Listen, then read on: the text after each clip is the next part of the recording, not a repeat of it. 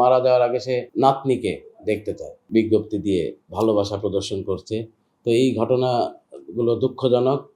সন্তান বা আত্মীয় স্বজন তেমন আসে না, তবে বিশেষ বিশেষ দিন তারা আসে। এখানে তো মারা যাচ্ছে, তো এখানে আমি বলবো দুই ধরনের ঘটনাই আছে। যখন অসুস্থ হয়, আমার অভিজ্ঞতা, আহ, এক আন্টি ছিল, সে যখন, আমি নাম বলবো না, পরিচয় দিব না, তো তিনি মারা যাবে, তো সেই মুহূর্তে তার অবস্থা খুবই খারাপ আমাদের এখানে।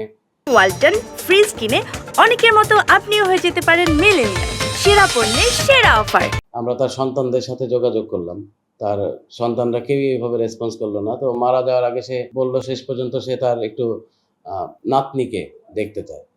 তার সাথে যোগাযোগ করলাম, দেখলাম না, নাতনিও ওইভাবে রেসপন্স করলো না। শেষ পর্যন্ত কিন্তু আমাদের কাছেই মারা গিয়েছে। মজার বিষয়, সেই মারা যাওয়ার পরে আমরা কষ্ট পেয়েছি। মারা যাওয়ার পরে কিন্তু তারা লাশ নিয়ে গিয়েছে, দাফন কাফন করেছে, এবং 3 দিন পরে পত্রিকায় আমরা বিজ্ঞপ্তি দেখতে পেলাম যে আমাদের মা মারা গিয়েছে, বিজ্ঞপ্তি দিয়ে ভালোবাসা প্রদর্শন করছে। তো এই ঘটনাগুলো দুঃখজনক। তেমন কেউ আসে না, সন্তান বা আত্মীয় স্বজন তেমন আসে না, তবে বিশেষ বিশেষ দিন তারা আসে, যেমন ঈদের দিন বা উৎসবের দিন। এই দিনগুলোতে বা অসুস্থ হলে তখন খবর দিলে আমরা তখন হয়তো আসি। আমাদের এখানে আমরা বলি 50 শয্যা বিশিষ্ট প্রবীণ নিবাস। 50 শয্যা বললেও আমরা 50 জনকে আসলে রাখতে পারি না।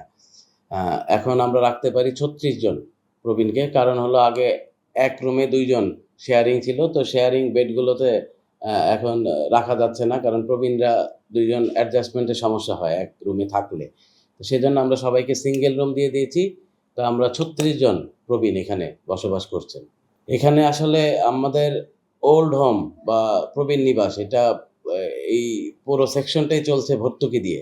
তো এখানে যারা প্রবীণরা রয়েছেন তারা একটা টাকা দিচ্ছেন থাকা এবং খাওয়া বাবদ, এবং আমাদের প্রতিষ্ঠান থেকে ভর্তুকি দেওয়া হচ্ছে। সব মিলিয়ে সেটি চলছে।